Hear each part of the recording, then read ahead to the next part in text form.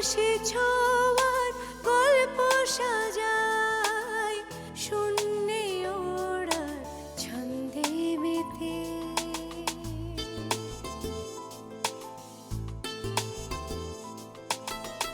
আকাশে যে অসীমের ঠিকানায়, সে যেন শুধু দৃশ্য সাজায়। যত গল্প ধাঁধায় হাত বাড়ালে বুঝি কেউ নেই, আকাশ ছোঁয়ার গল্প সাজায়, শূন্যে ওড়া ছন্দে মেতে।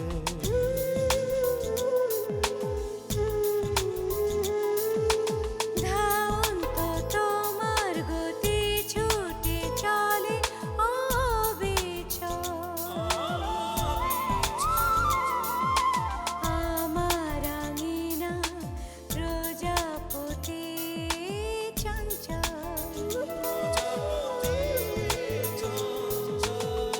উড়ে উড়ে যায় কত অলি গলি অবিরত, যত কল্প ধাঁধায় মন পড়ালে বুঝি কেউ নেই।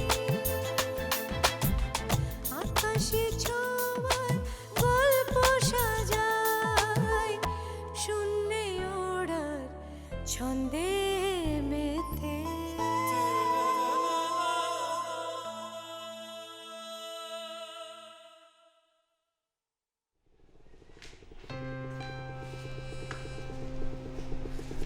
দীপা, পড়ছিস? না, থাকতে হবে। শোন, কি হয়েছে? না রে, ভালো লাগছিল না, তাই ভাবলাম তোর সাথে এসে গল্প করি। শিলাদি যে কবে আসবে, ওকে ছাড়া না আমার গল্পই জমে না। এই, এখন কি গল্প করার সময় না পড়ার সময়? এখন পড়ার সময়, কিন্তু এই হোস্টেলে না, কলেজে যে পড়ার সময়। আর আমাদের কপালে কি কলেজ আছে? ধর্মঘটের জন্য তো কলেজ বন্ধই হয়ে থাকে। ধর্মঘট মনে হয় 2-1 দিনের ভিতরে উঠে যাবে। তুই কি করে বুঝলি? গতকাল রাতে বড়দির সাথে কথা হচ্ছিল, তখনই মনে হলো। রূপা, রূপা, তোমার এই নাটক খেলা শেষ। কুসুম নিজের স্বীকারোক্তি দিয়েছে যে ওই তোমাকে মেরেছে, এবং মারার আগে কি কি ঘটনা হয়েছে সেটাও স্বীকারোক্তিতে বলেছে। আর তুমি বোধহয় জানো না যে ওর বাবা একজন উচ্চপদস্থ কর্মকর্তা। ওর বাবার সামনেই না ও সমস্ত স্বীকারোক্তি দিয়েছে। তাই তোমরা আমার বিরুদ্ধে যে অভিযোগ এনেছো যে আমি বহিরাগতদের মদত দিয়েছি, এটা না এখন আর টিকবে না। কাজে পদত্যাগ করার তো প্রশ্নই উঠছে না আমার। বরং তোমরা যদি এখন আমার কথা মতো চলো, উপকারটা কিন্তু তোমাদেরই। কি বলতে চান আপনি? তেমন কিছু না। পুলিশের কাছে কুসুমের বাবা মন্ত্রণালয় হয়ে কুসুমের স্বীকারোক্তিটা পাঠিয়ে দেবে। তখন কি হবে জানো? পুলিশের তোমাদের গ্রেফতার করে নিয়ে যাবে। আমি জানি তোমাদের বিচার হয়তো হবে না, কারণ তোমাদের পিছন ধরে বড় বড় হাত আছে, কিন্তু গ্রেফতার তোমরা অবশ্যই হবে।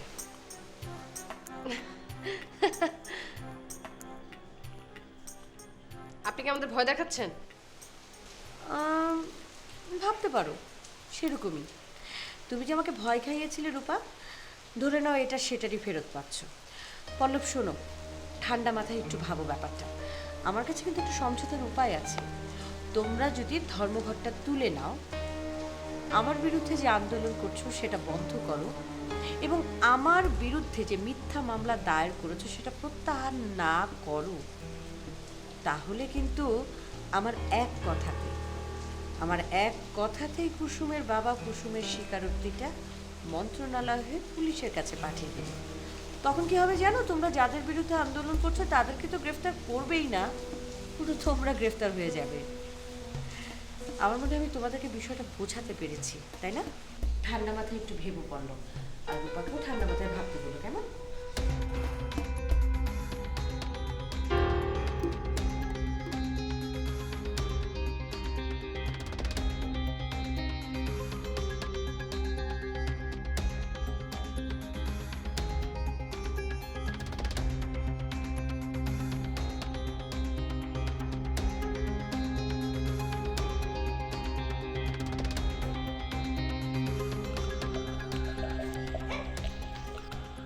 সব নিয়ম কানুন।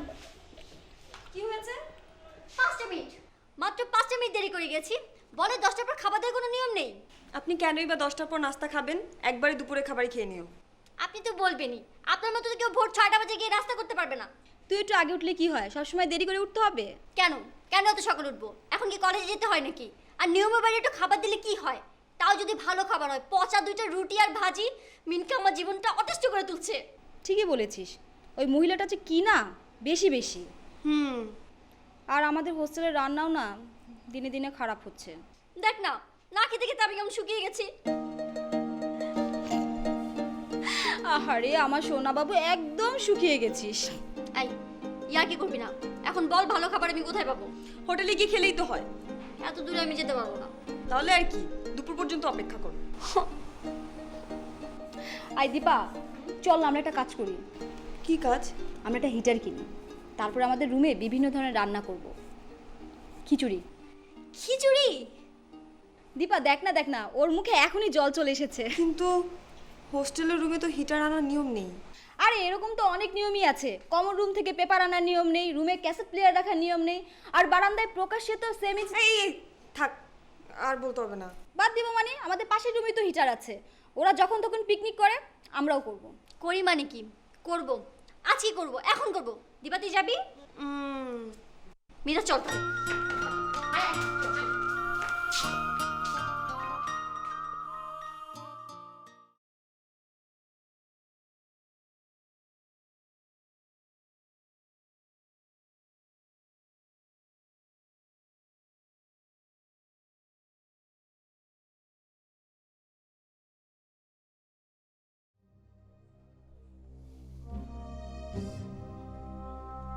তুমি তো কখনো আমাকে বলোনি যে কুসুমের বাবা এত বড় একজন লোক, মন্ত্রীদের সাথে তার উঠা বসা।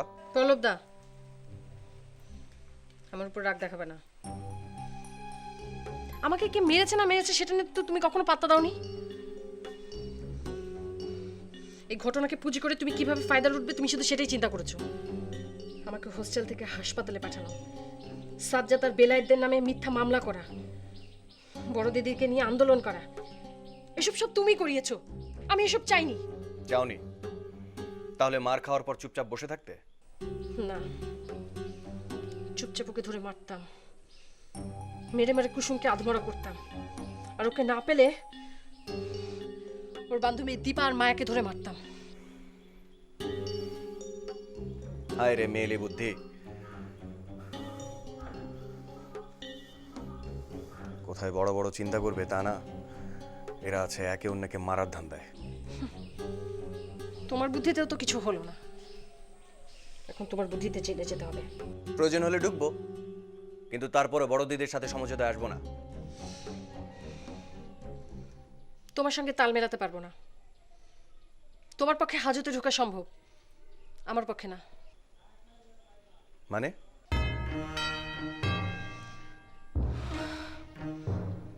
মানে আমি মামলা প্রত্যাহার করব। রূপা,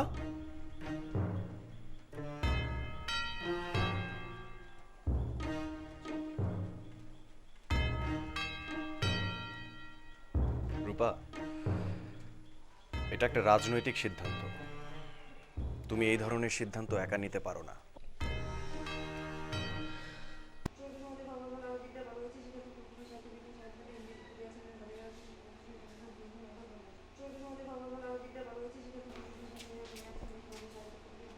দীপা,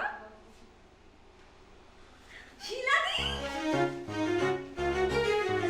কেমন আছিস? ভালো, তুমি কেমন? ভালো। কতদিন পর তোকে দেখলাম। কতদিন মানে? বারে মাত্র 2 দিনই তো হলো। 2 দিন? 2 দিন তোর কাছে কম মনে হলো? আমার তো অস্থির লাগছিল। উফ, কোথায় কার সাথে গল্প করব না মানুষই খুঁজে পাচ্ছি না। কেন? বাড়িতে বাবা মা ভাই বোন ওদের সাথে গল্প করবে। ওদের সাথে কি গল্প করব? কেমন আছো? ভালো। লেখাপড়া কেমন হচ্ছে? ভালো। বাস 5 মিনিটই আলাপ শেষ। বাকি 47 ঘন্টা 55 মিনিট শুধু হোস্টেলের জন্য মন খারাপ হচ্ছিল। তাহলে গতকাল রাতেই ফিরে আসতে। ধ্যাত, তাই কি হয় নাকি? এতদিন পর বাড়ি গেছি, বাবা মা কি মনে করবেন? তাদেরও তো স্বাদ আল্লাহ যাচ্ছে না। শিলাদি, তোমাকে নিয়ে আর পারলাম না। এই বলছো বাড়ি যেতে ভালো লাগছে না, আবার বলো বাড়ি ছেড়ে আসতেও ভালো লাগে না। কখন যে কি বলো তোমরা, কিছুই বুঝি না। পল্লবদা, তোমার আমার রাজনৈতিক উদ্দেশ্য একটাই, নিজের আখের গোছানো। তুমি যদি তোমার আখের গোছানোর জন্য যে কোনো সিদ্ধান্ত নিতে পারো, তাহলে আমিও নিতে পারবো। আমিও এখন আমার আখের গোছাতে চাই। গ্রেপ্তার হলে আমার অনেক লস হয়ে যাবে। লস? সেটা কিভাবে? তুমি বলেছিলে সামনে আমার অনার্স পরীক্ষা, সিগবেটে পরীক্ষা দিলে আমি পাশ করব। 4 বছরের অনার্স 7 বছরে থেকে আমি আর পারছি না। আমি এখন আমার আখের গোছাতে চাই, যে কোনো ভাবে আমি এখন আমার আখের গোছাতে চাই, ব্যাস। তাহলে তুমি বড় দিদির সাথে সমঝোতা করতে যাচ্ছ? হ্যাঁ, আর তোমাকেও যেতে হবে পল্লবদা।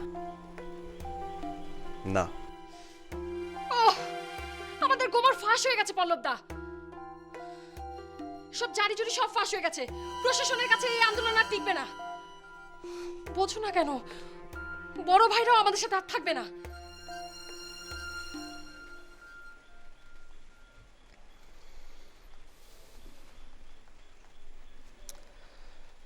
তাই বলে এত দূর এসে সরে যাব?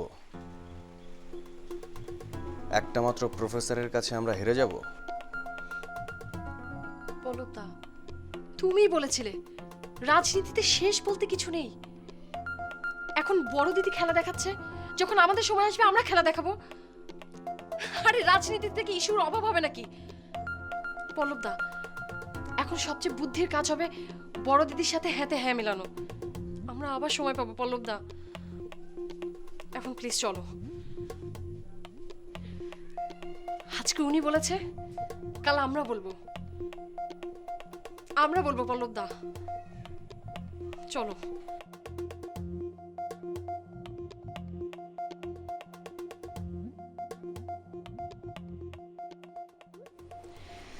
আসলে দীপা, তোকে কি বলবো, আমাদের বাড়িতে আসলে অনেক সমস্যা। আমার ভাইয়া ভাবি আমার বাবা মাকে খুব কষ্ট দেয়। আমার মায়ের না অনেক অসুখ, তারপরও সারাদিন তাকে দিয়ে খাটায়। বাবা তো রিটায়ার করার পর কারোর সাথে কথাই বলে না, খেতে দিলে খায়, না খেতে দিলে আপত্তি নেই। আমার অনেক কষ্ট হয়, কিছু করতে পারি না। ছোট চাচা আমার লেখাপড়ার খরচ দিচ্ছেন বলে রক্ষে, না হলে আমাকেও বাড়িতে থাকতে হতো। ওটা বাড়ি তো নয়, একটা নরক। কি যে কষ্ট দীপা।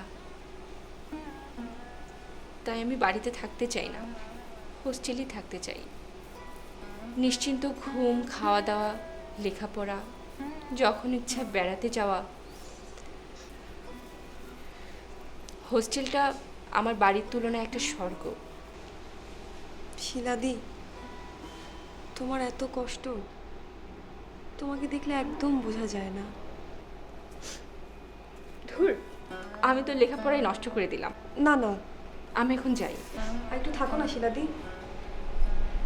আমি নিজের মনও খারাপ রাখতে চাই না, অন্যের মনও খারাপ করতে চাই।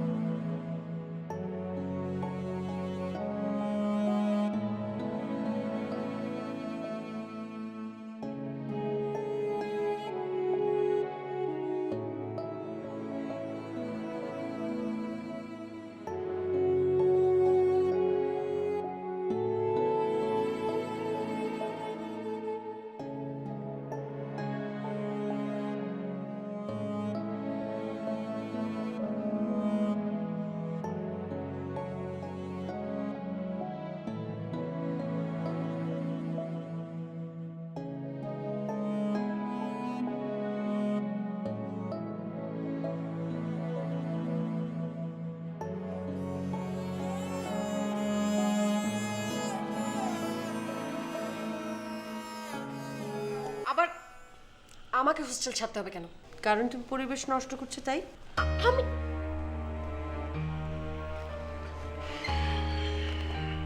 বড় দিদি, এরকম তো কথা ছিল না। আপনার কথা মতো আমরা মামলা প্রত্যাহার করার জন্য রাজি আছি, আন্দোলন প্রত্যাহার করার জন্য রাজি আছি, কিন্তু এখন নতুন করে এটা কি ধরনের ঝামেলা শুরু করলেন? মানে ওকে হোস্টেল ছাড়তে হচ্ছে, এটা একটু বাড়াবাড়ি হয়ে যাচ্ছে না? তোমরা কথাগুলো এমনভাবে বলছো যে ধর্মঘট তুলে নিয়ে আমার বিরুদ্ধে মামলা প্রত্যাহার করে আমাকে অনেক ফেভার করেছো। ব্যাপারটা কিন্তু তা না। এই দুটো না করলে বিপদটা তোমাদেরই। আমার কিন্তু তাতে কিচ্ছু এসে যায় না। আমি বরং কুসুমের বাবার সাথে তোমাদের একটা সমঝোতা করিয়ে দেওয়ার বিনিময়ে আমিও একটা সুবিধা নিতে চাচ্ছি। সুবিধা তো আপনি পাচ্ছেনই, আপনাকে পদত্যাগ করতে হচ্ছে না। সেই সুবিধা তো তোমরা আমাকে দিচ্ছ না। এমনিতেই ঘটনার মারপ্যাচে আমি পেয়ে যাচ্ছি।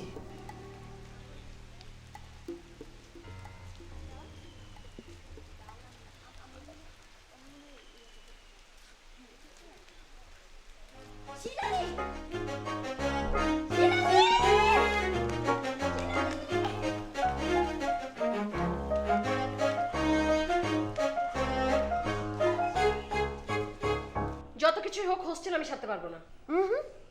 না রূপা, তুমি তো এমনিতেই হোস্টেলে নেই। তুমি হসপিটাল থেকে সিক বেডে পরীক্ষা দিচ্ছ। আর পরীক্ষা হয়ে গেলে মানে অনার্স পাস করে ফেললে তো হোস্টেলে থাকা তোমার দরকারও পড়ছে না। দরকার পড়ুক আর না পড়ুক, হোস্টেলের ঘর আমি ছাড়বো না। রূপা, তোমার কি ধারণা আমি তোমার পারমিশন আসে বসে আছি না? আমি অলরেডি তোমার সিট ক্যান্সেল করে ফেলেছি। আমি শুধু তোমাদের এখানে ডেকেছি যে ভবিষ্যতে তোমরা যেন আর কোনো ধরনের ঝামেলা না করো। আমরা এসেছিলাম আপনার সাথে সমঝোতা করতে, সেটার আর দরকার পড়বে না। তাহলে যাও, যে নিজের পায়ে গিয়ে কুড়াল মারো, সেটাই বরং ভালো তোমাদের জন্য। আমি কুড়াল মারলে সেটার কোপ আপনার গায়েও লাগবে। রূপা, চুপ করে বসো। সমঝোতা হবে, আপনি যা চান তাই হবে। পল্লবদা, চুপ করো। আমি যা বলছি তাই হবে। তোমার কথা অনেক শুনেছি, তুমি নিজেই সিদ্ধান্ত নিয়েছিলে এই ধরনের। জোর করে সমঝোতায় রাজি করেছো তুমি আমাকে। এখন তোমার সিদ্ধান্ত চেঞ্জ করা যাবে না। এখন সিদ্ধান্ত হয়েছে সমঝোতা হবে বা সমঝোতা হবে। দিদি, ও হোস্টেল ছাড়বে, আজকেই ছাড়বে।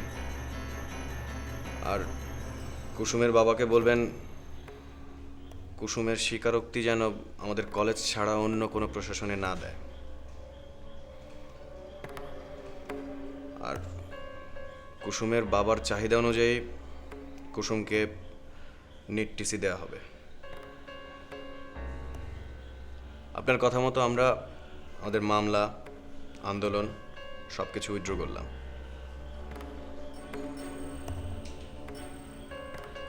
এটা আমার কথা, আমি কলেজের সভাপতি, আমি যা বলবো সেটাই হবে। রূপাও সেটা শুনবে।